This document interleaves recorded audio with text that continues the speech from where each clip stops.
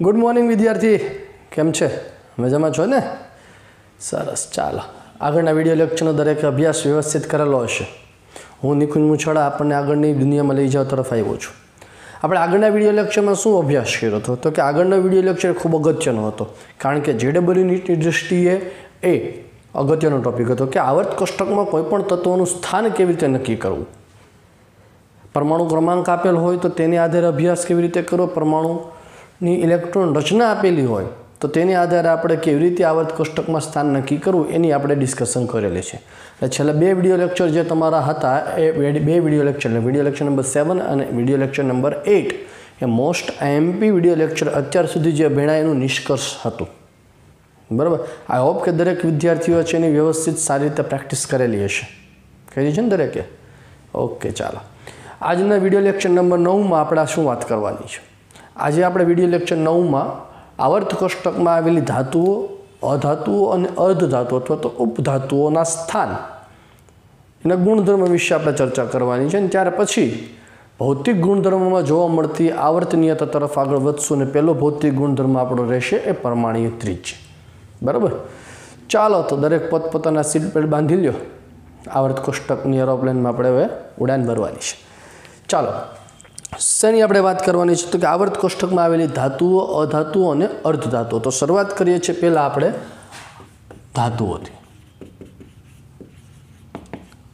ધાતુ એને કીધી મેટલ્સ।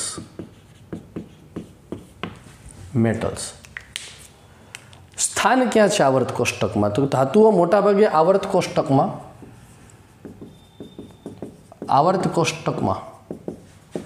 ડાબી બાજુ धातु आवेली है। डाबी बाजुनी बाजू जे छे बधी धातुओ छे, जेटला तत्वों छे एमांथी लगभग 78 जेटला तत्वो ए धातुओ छे। एटले आवर्त कोष्टकमां धातुओनी संख्यानुं प्रमाण सौथी वधु छे। जेटला पण तत्वो छे ए तत्वोमांथी 78 तत्वो जे छे ए 78 तत्वो धातु स्वरूपे होय छे। मोटाभागे धातुओ जे छे ए धातुओ घन अवस्था में जोवा मळे छे। एक अपवाद छे मर्क्युरी, जे प्रवाही छे। आ अपवाद ज छे ने आपणे याद राखवानो होय।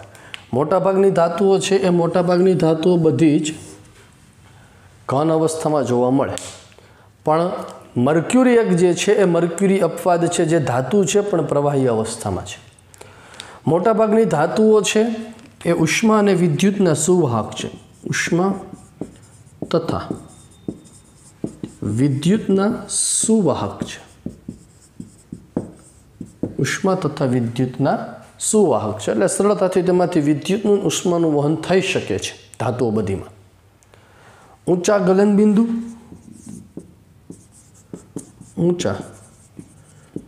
બિંદુ તથા ઉત્કલન બિંદુ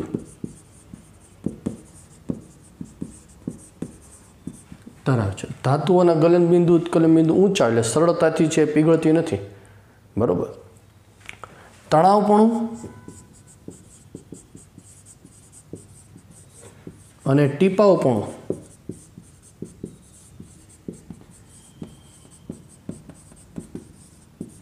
ધરાવે છે। તણાવપણું અને ટીપાવપણું એટલે એનો અર્થ શું થયો થઈ?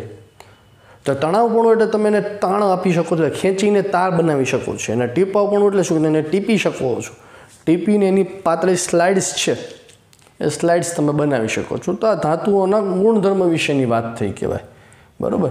તો આ બધી વાતો કરી આપણે ધાતુઓની। હવે વાત હું કરું તમને અધાતુઓ।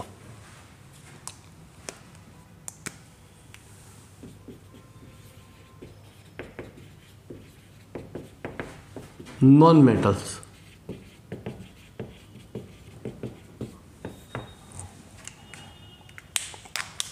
तो कि भाई आवर्त कोष्टक में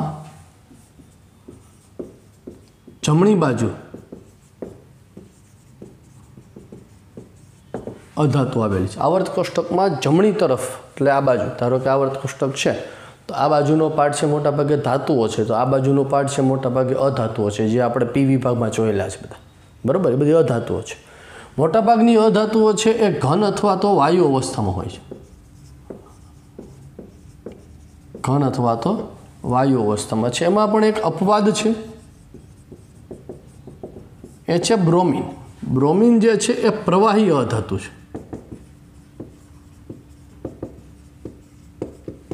જો બ્રોમિન વાયુ અવસ્થામાં પણ હોય, બ્રોમિન ગેસ પણ હોય, પણ એ આપણે રૂમ ટેમ્પરેચરની વાત કરીએ છીએ. રૂમ ટેમ્પરેચરમાં મોટા ભાગે જે છે એ રૂમ ટેમ્પરેચરમાં મોટા ભાગે Br2 જે છે એ લિક્વિડ અવસ્થામાં છે, પ્રવાહી હોય છે, બરાબર. ઉષ્મા અને વિદ્યુતના મંદ વાહક છે. ઉષ્મા અને વિદ્યુતના મંદ વાહક છે. આમાં પણ એક અપવાદ જોવા મળે છે ગ્રેફાઇટ. વિદ્યુતનો સુવાહક છે. વિદ્યુતનો સુવાહક છે. Br2 પહેલો અપવાદ શું હતો? Br2 છે એ પ્રવાહી અધા છે, મોટાભાગે ઘન અથવા તો વાયુ અવસ્થામાં આવે છે. કાર્બનનું અપર સ્વરૂપ ગ્રેફાઇટ. જો કાર્બનના બે અપર રૂપો છે, હીરો અને ગ્રેફાઇટ, પણ બંને એકબીજાની વિરુદ્ધ છે. કાર્બનના બે અપર રૂપો છે, હીરો અને ગ્રેફાઇટ, પણ બંને એકબીજાના કેવા છે? વિરુદ્ધ છે. કેવી રીતે વિરુદ્ધ છે? તો કે ભાઈ હીરો જે છે એ વિદ્યુતનો અવાહક છે. હીરો જે છે હીરો વિદ્યુતનો અવાહક. એમને પૂછતા સાહેબ કયો હીરો વાત કરો? સલમાન ખાન, શાહરૂખ ખાન, કયો હીરો? બરાબર, એ ભાઈ હીરાની વાત નથી, ડાયમંડ જેને આપણે કહીએ છીએ. તો હીરો જે છે એ હીરો વિદ્યુતનો અવાહક છે, પણ એની સામે જ પાછો ગ્રેફાઇટ એ વિદ્યુતનો સુવાહક છે. બંને કાર્બન જ છે, પણ છતાં બંનેના ગુણધર્મો જુદા જુદા છે. એની આપણે પછી ચર્ચા કરશું શા માટે એવું થાય છે, બરાબર. તો અહીંયા ગ્રેફાઇટ જે છે વિદ્યુતનો સુવાહક બને છે. ત્યાર પછી વાત કરીએ નીચા ગલન બિંદુ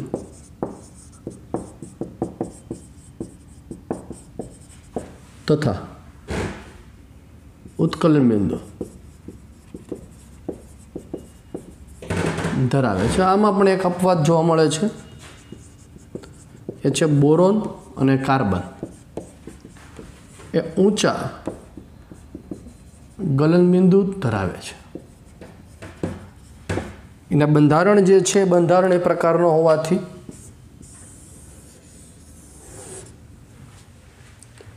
ઊંચા ગલનબિંદુ ધરાવે છે. કેમેસ્ટ્રી એ મોટાભાગે અપવાદોથી ભરેલું છે, એક્સેપ્શન બહુ વધારે છે, બરાબર. ને અપવાદો જ આપણે યાદ રાખવાના છે. બ્રોમિન પ્રવાહી, ગ્રેફાઇટ વિદ્યુતનો સુવાહક, બોરોન અને કાર્બન એ ઊંચા ગલનબિંદુ ધરાવે છે. આમાં પણ એક આપણે અપવાદ રહી ગયો, ઊંચા ગલનબિંદુ ઉત્કલનબિંદુ ધરાવે છે. એમાં અપવાદ આવે છે ગેલિયમ. અપવાદ ગેલિયમ એ નીચું ગલનબિંદુ ધરાવે છે, બરાબર. આ એક આનો અપવાદ રહી ગયો છે.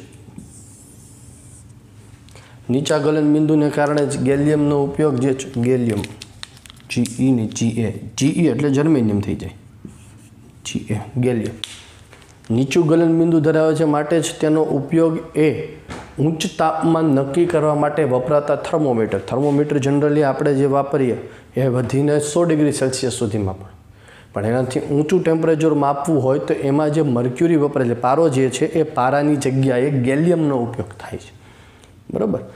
તો આ વાત કરીએ આપણે ધાતુઓ ધાતુ અને અધાતુમાં જોવા મળતા અપવાદોની. આ ધાતુ અને અધાતુમાં આવર્ત કોષ્ટકમાં કેવી રીતે વેરિએશન આવે છે ને મિત્રો, એ બહુ અગત્યની વસ્તુ છે કે જેમ રીતે તમે આવર્ત કોષ્ટકમાં ડાબેથી જમણે તરફ જાઓ છો, આવર્ત કોષ્ટકમાં ડાબી બાજુથી જમણી તરફ જાઓ એટલે હું ધારો કે આવર્ત 2ની વાત કરું તો લિથિયમથી શરૂ કરો ને તમે નિયોન સુધી જાઓ, બરાબર.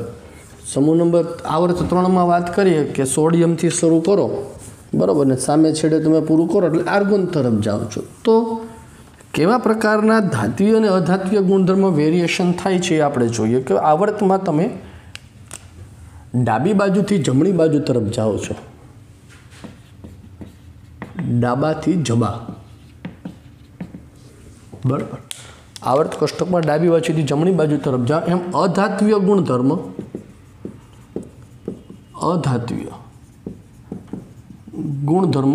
વધે છે. અને ધાત્વીય ગુણધર્મ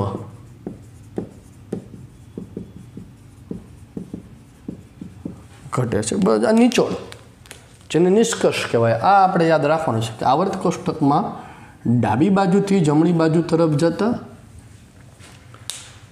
ધાત્વીય અને અધાત્વીય ગુણધર્મમાં શું ચેન્જ જોવા મળે છે તેની વાત. એવી રીતે આવર્ત કોષ્ટકમાં તમે ઉપરથી નીચે આવો છો.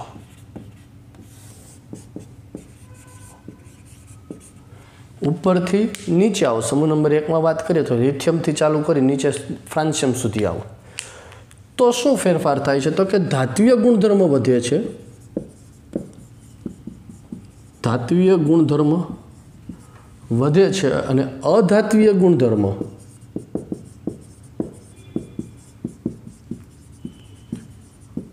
ઘટે છે. ધાત્વીય ગુણધર્મ વધે છે અને અધાત્વીય ગુણધર્મ એ ઘટે છે. તો આ આવર્ત કોષ્ટકમાં ધાતુ અને અધાતુમાં શું ચેન્જ થાય એની વાત કરી. પણ હવે આ જે ચેન્જ જોવા મળે કે અધાતુમાંથી સીધું ધાતુમાં ડાયરેક્ટ કન્વર્ટ નથી થઈ જતું. વચ્ચે જે છે એક સીમા આવે છે. જેવી રીતે બોર્ડર આવે ને, ભારતમાંથી પાકિસ્તાન ડાયરેક્ટ ન હોય જાય, વચ્ચે બોર્ડર પાર કરવી પડે. અત્યારે તો ચીન વધારે છે. લદ્દાખથી તમે ચીનમાં જાઓ તો વચ્ચે ખીણ આવી જાય છે, આવે છે ને બધું. તો એમ અહીંયા પણ આ વસ્તુ છે કે તમે ડાયરેક્ટ જે છે એ અધાતુમાંથી ધાતુમાં સીધો ડાયરેક્ટ જે છે જમ્પ તમે ન લાગો એટલે કે અહીંયા અધાતુ પૂરા થયા ને ધાતુ શરૂ થયા, એવું નથી થતું. અધાતુમાંથી ધાતુમાં રૂપાંતરણ કરો ત્યારે વચ્ચે છે અમુક તત્વ આવે છે જેને આપણે કહીએ છીએ અર્ધ તત્વ ધાતુ તત્વો, જેને કહેવાય છે સેમી મેટલ્સ અથવા તો ઉપધાતુઓ, મેટેલોઇડ્સ તરીકે ઓળખવામાં આવે છે. એટલે હવે આપણે જે વાત કરવાની છે એ મેટેલોઇડ્સ. જો અર્ધ ધાતુ કહેશું આપણે જ્યારે એને અર્ધ ધાતુ તત્વો, ત્યારે આપણે એને ઇંગ્લિશમાં સેમી મેટલ તરીકે ઓળખશું. પણ જ્યારે ઉપધાતુ શબ્દ વાપરીએ, ઉપધાતુ એટલે એને આપણે મેટેલોઇડ્સ તરીકે ઓળખવામાં આવે. બરાબર. આપણે વાત કરીએ પ્રમાણે કે આવર્ત કોષ્ટકમાં ડાબેથી જમણે તરફ જ્યારે જઈએ છીએ ત્યારે ડાયરેક્ટ અધાતુમાંથી ધાતુમાં રૂપાંતરણ નથી થતા. વચ્ચે જે છે એ ઉપધાતુઓની એક ઝિગઝેગ લાઇન તમને જોવા મળે છે, જે તમે સ્ક્રીન પર જોઈ શકો છો અત્યારે. બરાબર. સ્ક્રીન પર જે તમને ડાર્ક હાઇલાઇટ કરેલી લાઇન છે એ અર્ધ ધાતુઓની છે, જેની એક તરફ એટલે કે ડાબી બાજુની તમે જુઓ તો ધાતુઓ છે અને જમણી બાજુ તરફ તમે જુઓ તો અધાતુઓ છે. તો એ સીમા, એ બોર્ડર જે નક્કી કરે છે, એક ઝિગઝેગ લાઇન જે નક્કી કરે છે એ અર્ધ ધાતુઓની છે, જેમાં સિલિકોન, જર્મેનિયમ, આર્સેનિક જેવા તત્વો, એન્ટીમની, આર્સેનિક, એન્ટીમની જેવા તત્વોને એમાં સમાવેશ થાય છે. બરાબર. આ અર્ધ ધાતુઓ અથવા તો ઉપધાતુઓ છે એ ધાતુ અને અધાતુ બંને તરીકે વર્તી શકે છે. એવું ન કહેવાય ધાતુ ન કહેવાય ને અધાતુ ન કહેવાય, બંને કહેવાય. જ્યારે જેવી જરૂરિયાત એટલે ધાતુ તરીકે પણ વર્તી શકે છે અને અધાતુ તરીકે પણ વર્તી શકે છે. બરાબર.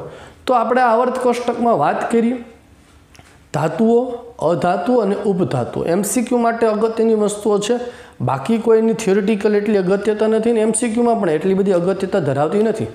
તમારી પાસે વર્કશીટ છે, એમાં તમે જોઈ શકો છો કે આને રિલેટેડ પ્રશ્ન બહુ ઓછા ને કદાચ ન પણ હોય. બરાબર છે.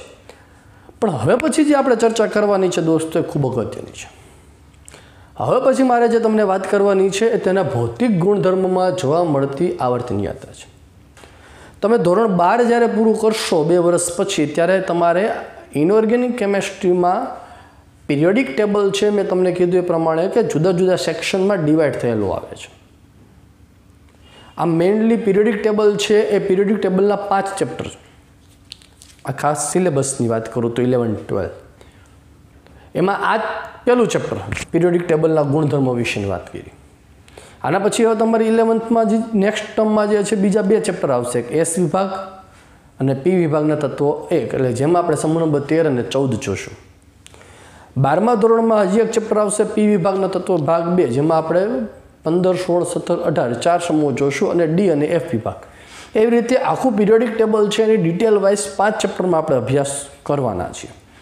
પણ આ 5 ચેપ્ટર જ્યારે તમારા પૂરા થશે એટલે તમને બહાર જ્યારે નીકળશો ત્યારે સૌથી વધુ યાદ જે છે ને એ આ જ ચેપ્ટર રહેવાનું છે. અને આ જ ચેપ્ટરના હવે પછીના ગુણધર્મોની જે આપણે આવર્તનીયતા જોઈએ છીએ એનો બેઝ છે, એનો પાયો છે, નિષ્કર્ષ છે, જે તમારે યાદ રાખવાનો છે.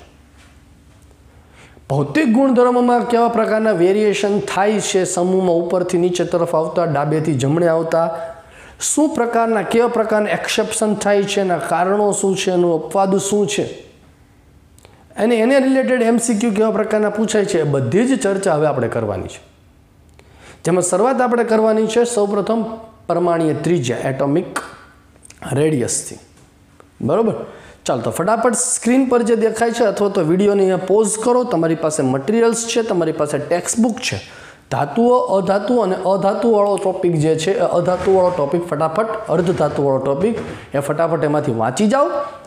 અત્ને સ્ક્રીન પર જે દેખાય છે એ વખત નોટમાં તમારી નોંધ કરી લો. એટલે હવે આપણે આગળ વધીએ છીએ પરમાણ્વીય ત્રિજ્યા તરફ. બરાબર, ચાલો વાંચવાની શરૂઆત કરો.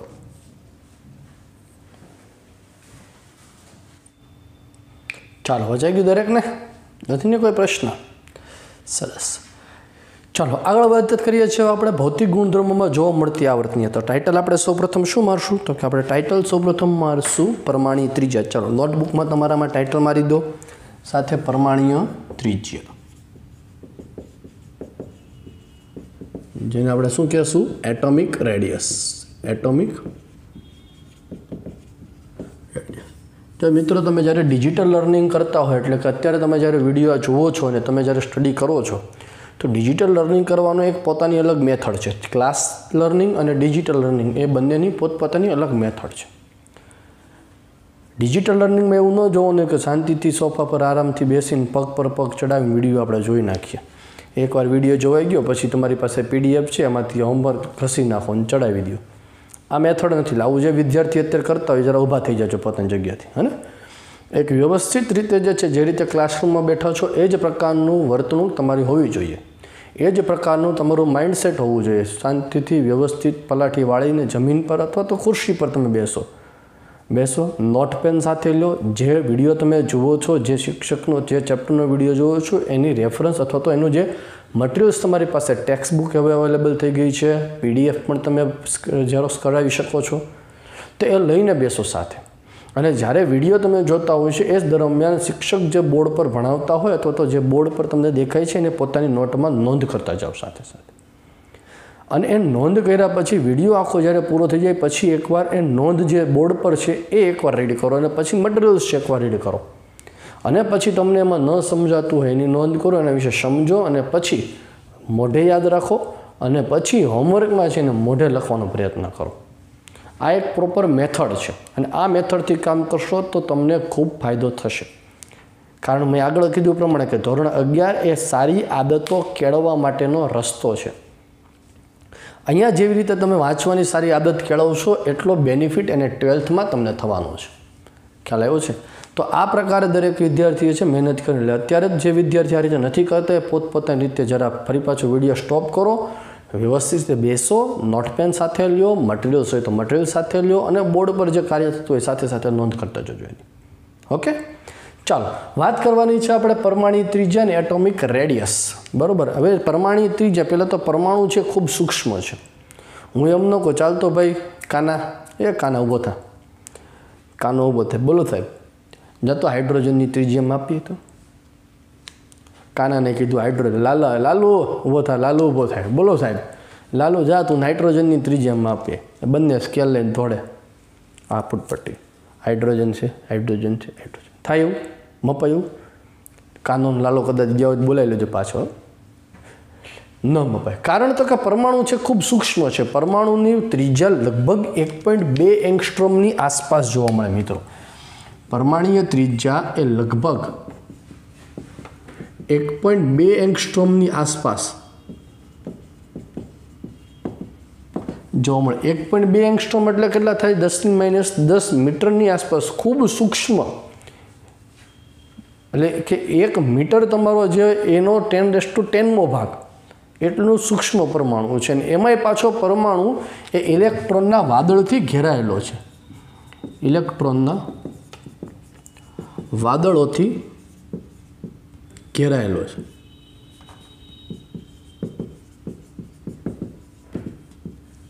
તેથી વ્યક્તિગત રીતે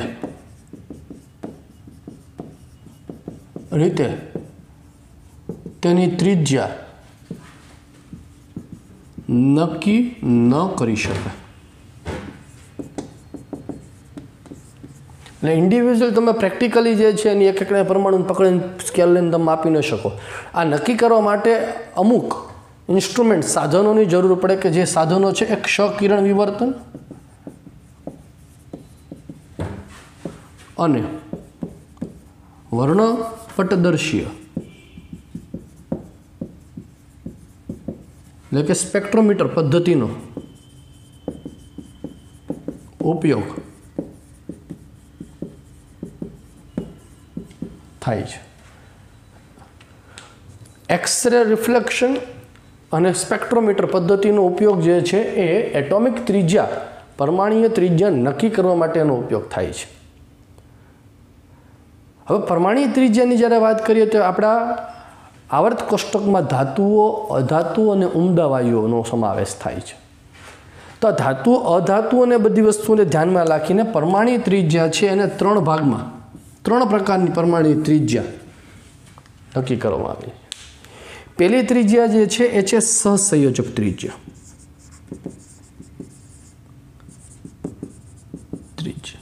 કોવેલેન્ટ રેડિયસ, જેને હું RC વડે દર્શાવું છું. R for radius, C for covalent. બરાબર. બીજી ત્રિજ્યા જે છે એ છે ધાત્વીય ત્રિજ્યા. ધાત્વીય ત્રિજ્યા RM, M for metal, metal radius. અને ત્રીજી જે ત્રિજ્યા છે એ છે વાન ડર વાલ્સ ત્રિજ્યા. વાન ડર વાલ્સ ત્રિજ્યા.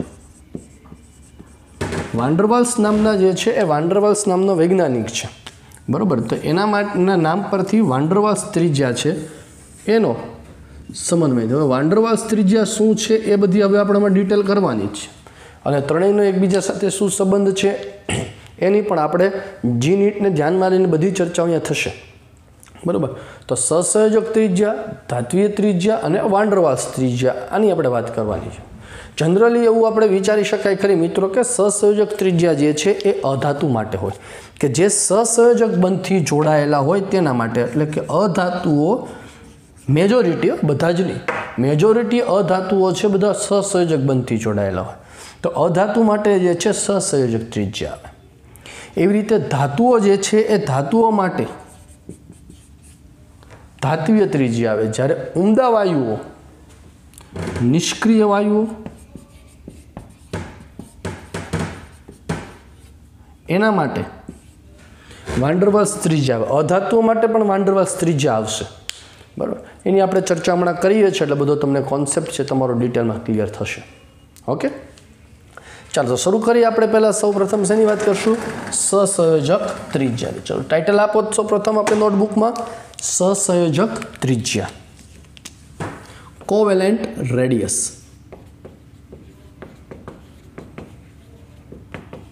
સહસંયોજક ત્રિજ્યા, કોવેલેન્ટ રેડિયસ. ડેફિનેશન આપી હોય તો શું આપી શકશું? તો કે ભાઈ સહસંયોજક બંધથી, સહસંયોજક બંધથી જોડાયેલા બે પરમાણુઓના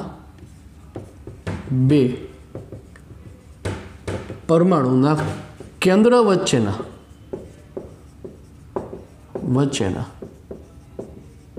સરેરાશ અડધા અંતરને સહસંયોજક ત્રિજ્યા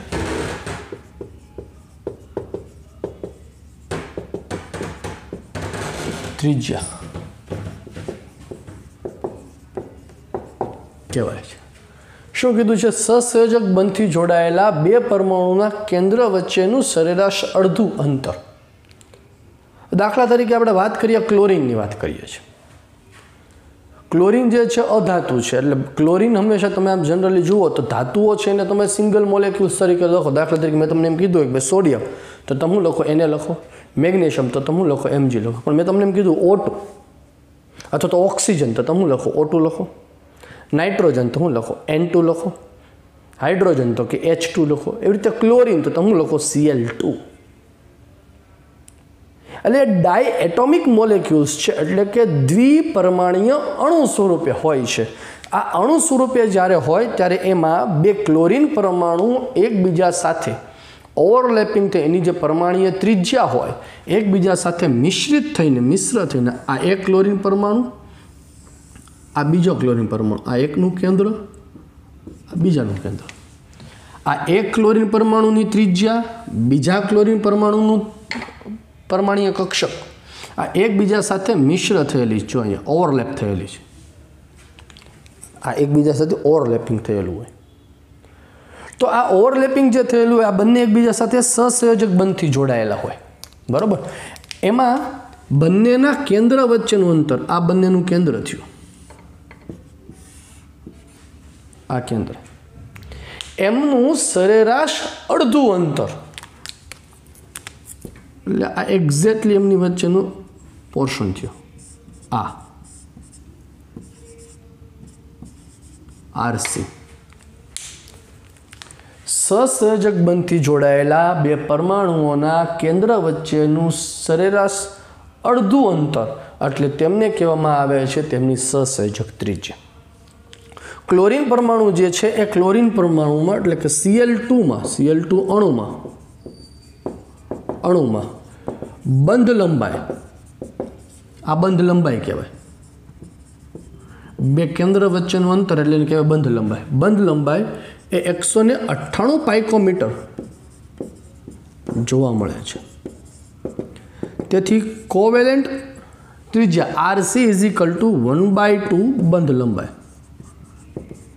1/2 બંધ લંબાઈ એટલે શું થશે? 1/2 બંધ લંબાઈ કેટલી આવશે તમારી? 198. 198 ભાગ્યા 2 કરો એટલે કેટલા થવાના છે? 99 પાઇકોમીટર થાય. તો અહીંયા આની ત્રિજ્યા કેટલી આવે છે? 99 પાઇકોમીટર થશે, બરાબર છે. તો આ વાત કરીએ સહસંયોજક ત્રિજ્યા. સહસંયોજક ત્રિજ્યા એ મોટા ભાગે અધાત્વીય પરમાણુમાં જોવા મળે અને જે સહસંયોજક બંધથી જોડાયેલા હોય તેમાં જોવા મળશે, બરાબર. ચાલો ફટાફટ એકવાર સ્ક્રીનશોટ લઈ લ્યો, એટલે હું આગળ વાત કરું છું ધાત્વીય ત્રિજ્યાની વાત કરું છું, બરાબર. ચાલો લઈ લો સ્ક્રીનશોટ. ઓકે, ચાલો સરસ. હવે વાત કરીએ આપણે ધાત્વીય ત્રિજ્યાની, મેટાલિક રેડિયસ. ધાતુઓમાં જે જોવા મળે એને કહેવાય મેટાલિક રેડિયસ કહેવાય ને.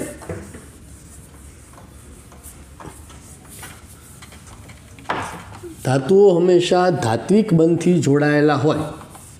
શેનાથી જોડાયેલા હોય? ધાત્વિક બંધથી.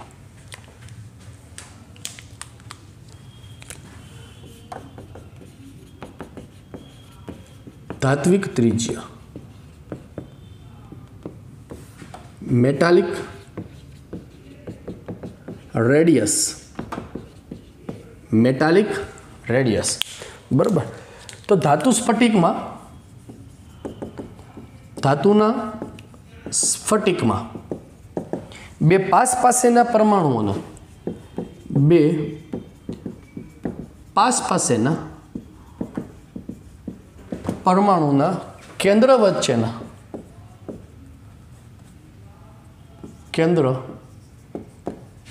વચ્ચેના અંતરના સરેરાશ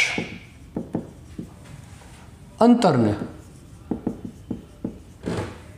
ધાત્વિક ત્રિજ્યા RM કહેવાય છે. જો ધાતુ છે હંમેશા સ્ફટિક સ્વરૂપે હોય, આ પ્રકારનું, તમે ધોરણ 10માં NaClનો સ્ફટિક જોયેલો જ છે દરેકે, બરાબર. આ પ્રકારનો સ્ફટિક રચના હોય એની,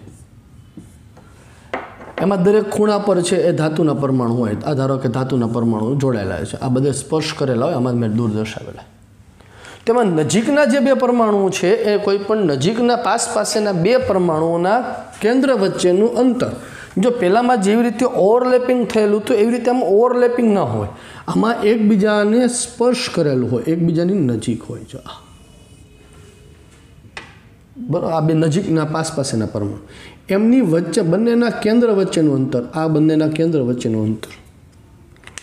સપોઝ કે કોપર છે બરાબર, તો કોપરના બે પરમાણુઓના કેન્દ્ર વચ્ચેનું અંતર આ ધારો કે 256 પાઇકોમીટર છે. કોપરનો પરમાણુ એક અને કોપરનો બીજો પરમાણુ. એટલે ઉદાહરણ તરીકે હું લખું છું કે દાખલા તરીકે કોપરના બે પાસેના પરમાણુના કેન્દ્ર વચ્ચેનું અંતર એ 256 પાઇકોમીટર છે.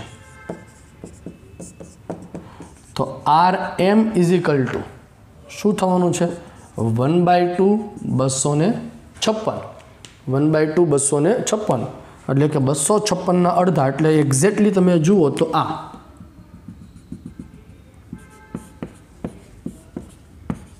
RM મેટાલિક રેડિયસ બરાબર. તો 256ના અડધા જે થાય 128 બરાબર, 128 એ જ થાય ને ભાઈ પાઇકોમીટર થવાના. તો તમે હવે જરા ધાત્વીય, તમને એમ થાય સાહેબ તો ધાત્વીય ત્રિજ્યા અને સહસંયોજક ત્રિજ્યામાં ડિફરન્સ શું છે? તો તમે ડાયાગ્રામ જુઓ, બેમાં ડિફરન્સ ખ્યાલ આવશે. જો જે બંનેનો ડાયાગ્રામ આમાં જુઓ, આ બંને પરમાણુઓની કોર, બંને પરમાણુઓ એકબીજાને સ્પર્શ કરે છે, જ્યારે આમાં બંને એકબીજામાં ઓવરલેપ થયેલા દેખાય છે. બંને એકબીજામાં મિશ્ર થયેલા છે. આ તમને સમજાવું સ્ક્રીન પર જુઓ. આ જે જોવા મળે એ શું થયું? એકબીજામાં ઓવરલેપ થયું એટલે કઈ ત્રિજ્યા થઈ ગઈ કહેવાય? એ તમારી સહસંયોજક.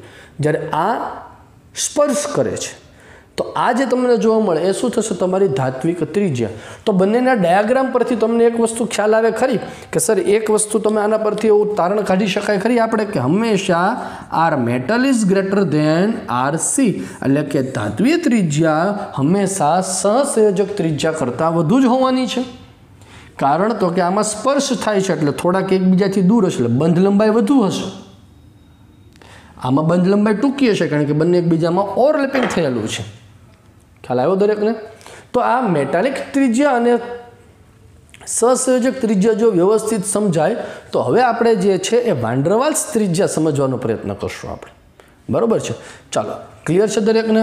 ફટાફટ સ્ક્રીનશોટ લઈ લો એકવાર એટલે ખ્યાલ આવે, અને એકવાર એવું હોય તો સ્ક્રીન પર જ ફટાફટ વાંચી જજો એટલે બધો જ કોન્સેપ્ટ તમારો ક્લિયર થઈ જાય. ચાલો, જોયું? ઓકે, સરસ. હવે વાત કરવાની છે વાન ડર વાલ્સ ત્રિજ્યા. વાન ડર વાલ્સ ત્રિજ્યા હંમેશા બીજી એક વસ્તુ મિત્રો ધ્યાન રાખજો કે અહીંયા મેટાલિક રેડિયસ છે એ કોઓર્ડિનેટ રેડિયસ કરતાં મોટી છે, એટલે ધાત્વીય ત્રિજ્યા એ સહસંયોજક ત્રિજ્યા કરતાં વધુ છે. પણ હંમેશા કેટલા ટકા વધુ હોય તો કે 10 થી 15% જ વધુ હશે. ધાત્વીય ત્રિજ્યા એ સહસંયોજક ત્રિજ્યા કરતાં 10 થી 15% જ વધુ હશે. એ તમારી પાસે મટીરિયલ્સ છે એમાં આપેલું છે. બરાબર?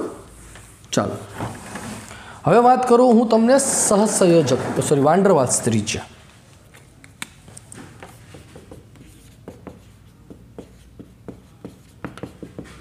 વાન ડર વાલ્સ ત્રિજ્યા RVD. બરાબર? તો વાન ડર વાલ્સ ત્રિજ્યા છે એ મોટા ભાગે નિષ્ક્રિય વાયુઓ માટે ઉમદા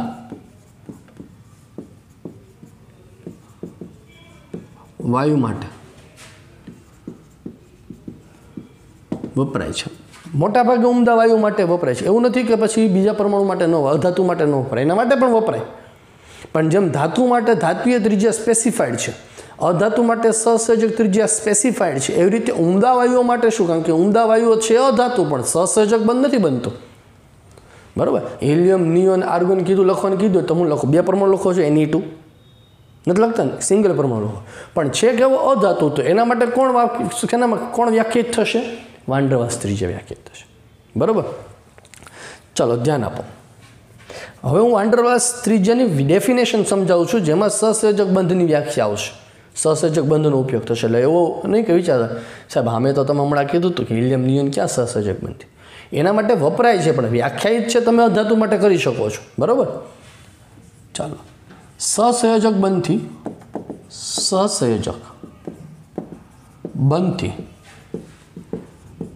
જોડાયેલા બે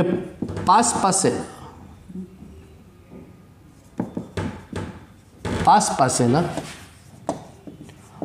અણુના પરમાણુના કેન્દ્ર વચ્ચેનું સરેરાશ અંતરને વાન ડર વાલ્સ ત્રિજ્યા કહેવાય. શું કીધું છે જુઓ, સહસંયોજક બંધથી જોડાયેલા બે પાસેના અણુઓ, એટલે કે એવો અણુ કે જેમાં સહસંયોજક બંધ હોય, એટલે આમ તો ખરેખર એવી વ્યાખ્યા કરી સહસંયોજક બંધથી જોડાયેલા બે પરમાણુ, સહસંયોજક બંધથી જોડાયેલા અણુના બે સહસંયોજક બંધથી જોડાયેલા અણુના બે પાસેના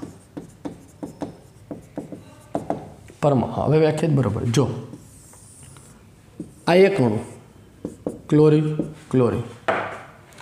આ બીજો અણુ ક્લોરીન છે. બે અણુઓ, પહેલો અણુ બીજો અણુ, કયો બંધ છે? સહસંયોજક બંધ છે. હવે આ બે પાસેના પરમાણુઓ, અણુ જે છે બે અણુના જુદા જુદા પરમાણુ, એક આ પરમાણુ એક આ પરમાણુ, આમની વચ્ચેનું અંતર એનું સરેરાશ અડધું અંતર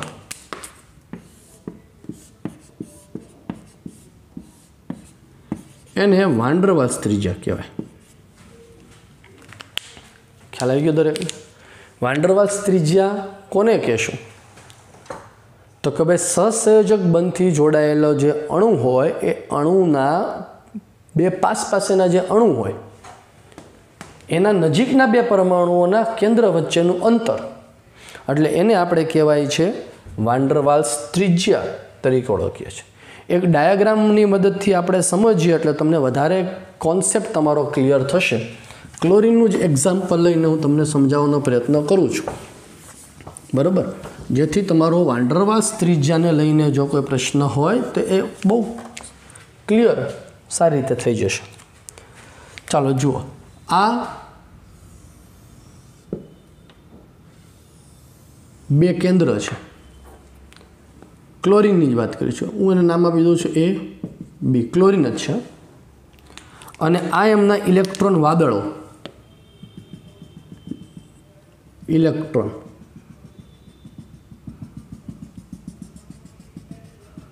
આપણે વાત કરી હતી ને કે જેમાં એકબીજામાં શું થઈ ગયા હોય? મિશ્રિત થઈ ગયા, મિશ્ર થઈ ગયા. એવી રીતે બીજા બે ક્લોરીન,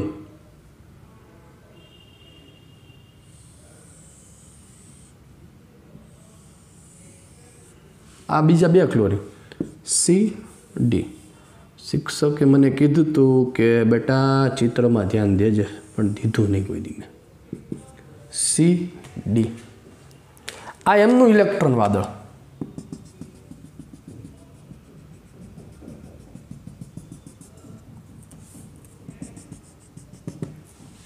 એકબીજામાં મિશ્ર થયેલું છે. જો કેન્દ્ર તો છે જ, પણ ઇલેક્ટ્રોન વાદળ આપણે પરમાણ્વીય કક્ષકોમાં વાત કરી તો એકબીજા મિશ્ર થયેલી હોય. બરાબર. હવે આ C અને D વચ્ચેનું અંતર, એ રીતે A અને B વચ્ચેનું અંતર,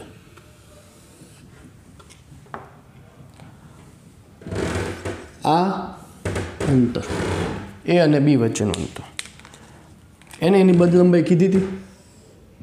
બે કેન્દ્ર વચ્ચેનું અંતર એને એની બંધ લંબાઈ આપણે હમણાં કીધી હતી. ક્લોરીન માટે 198 પાઇકોમીટર કીધી હતી ને, 198 પાઇકોમીટર. એનું સરેરાશ અડધું અંતર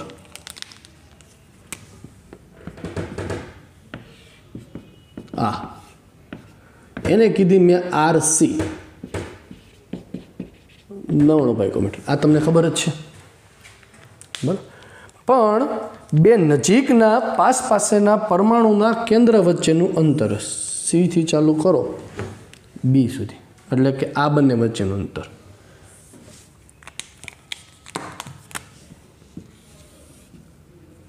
આ અંતર, બે અણુઓ જુદા જુદા, પાસેના પરમાણુ, એમના કેન્દ્ર વચ્ચેનું અંતર આ ધારો કે 380 માઇક્રોમીટર છે. એમનું સરેરાશ અડધું અંતર આ થવાનું. આ જે તમને જોવા મળે એને કહેવાય વાન ડર વાલ્સ ત્રિજ્યા, જે આના કરતાં અડધી છે. 380ના અડધા, 360 સોરી 360ના 18 180 માઇક્રોમીટર. ખ્યાલ આવી ગયો? સહસંયોજક ત્રિજ્યા અને વાન ડર વાલ્સ ત્રિજ્યા વચ્ચેનો ફરક. એટલે હવે તમે ઓબ્ઝર્વ કરો તો સૌથી મોટામાં મોટી ત્રિજ્યા કઈ થવાની છે? હંમેશા વાન ડર વાલ્સ ત્રિજ્યા થવાની. સૌથી મોટામાં મોટી ત્રિજ્યા એ વાન ડર વાલ્સ ત્રિજ્યા થવાની છે. એટલે R VDW is greater than RM is greater than RC. આ બ્રહ્મ વાક્ય થયું કે વાન ડર વાલ્સ ત્રિજ્યા હંમેશા બધા કરતાં વધુ હશે, ત્યાર પછી ધાત્વીય ત્રિજ્યા, ત્યાર પછી કોવેલેન્ટ ત્રિજ્યા હશે. બરાબર છે? તો અહીંયા વાન ડર વાલ્સ ત્રિજ્યા છે એની આપણે ઓબ્ઝર્વેશન કરી લીધી. બંને વચ્ચેનો ડિફરન્સ છે, ખ્યાલ આવી ગયો દરેકને? જોઈ લેજો. હા, જો પરમાણ્વીય ત્રિજ્યા અને વાન ડર વાલ્સ ત્રિજ્યાની અહીંયા કમ્પેરિઝન કરીને મેં તમને બતાવ્યું છે. બંને વચ્ચેનો ડિફરન્સ છે, ખ્યાલ હોવો જોઈએ. હવે વાન ડર વાલ્સ ત્રિજ્યાને લઈને પ્રશ્નો છે, ઘણી રીતે પૂછાય છે કે હવે વાન ડર વાલ્સ ત્રિજ્યાને ચડતા ક્રમમાં કે ઉતરતા ક્રમમાં તમને ગોઠવો. આવા પ્રશ્નો છે, પૂછાય છે. બરાબર, એ પ્રશ્નની આપણે પ્રેક્ટિસ છે હવે નેક્સ્ટ વિડીયો લેક્ચરમાં કરશું. આજના વિડીયો લેક્ચરમાં આપણે અહીંયા સુધી રાખીએ છીએ. 3 ત્રિજ્યા જોઈ, ધાત્વિક ત્રિજ્યા, સહસંયોજક ત્રિજ્યા અને વાન ડર વાલ્સ ત્રિજ્યા. હવે કાલના વિડીયો લેક્ચરમાં આપણે શું અભ્યાસ કરશું? તો કે કાલના વિડીયો લેક્ચરમાં સમૂહમાં ઉપરથી નીચે તરફ આવતા પરમાણ્વીય ત્રિજ્યામાં શું ચેન્જ આવે છે, ડાબી બાજુથી જમણી બાજુ જતાં શું ચેન્જ આવે છે, એમાં અપવાદો શું છે, અને ખૂબ જ અગત્યના પ્રશ્નો એની આપણે ડિસ્કશન એ નેક્સ્ટ વિડીયો લેક્ચર્સમાં આપણે કરશું. ત્યાં સુધી આ વિડીયો લેક્ચરનો દરેક વ્યવસ્થિત અભ્યાસ કરો. Bye bye.